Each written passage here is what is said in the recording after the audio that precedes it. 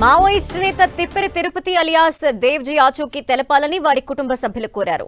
మా పెదనాన్నని మాకు అప్పగించాలని Telangana CM Revanth Reddy AP deputy CM Pawan Kalyan కి ట్విట్టర్లో విజ్ఞప్తి చేశారు.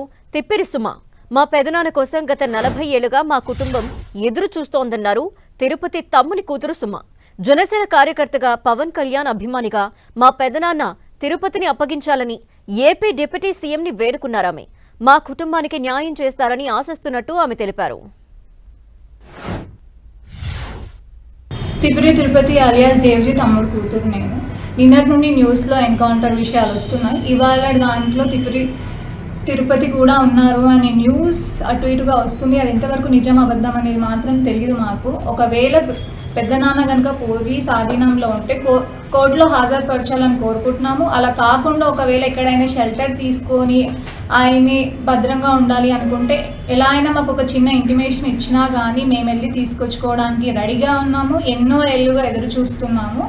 ఆయన వచ్చేస్తే చాలా బాగుంటుందని కోరుకుంటున్నాం. ఆయన ప్రాణాలకు ఎలాంటి హాని కలగద్దు అని చాలా బలంగా ఆయన ఫ్యామిలీ మెంబర్స్ కోరుకుంటున్నారు. ఆయన బాగానే ఉంటారని కూడా నమ్ముతున్నాం.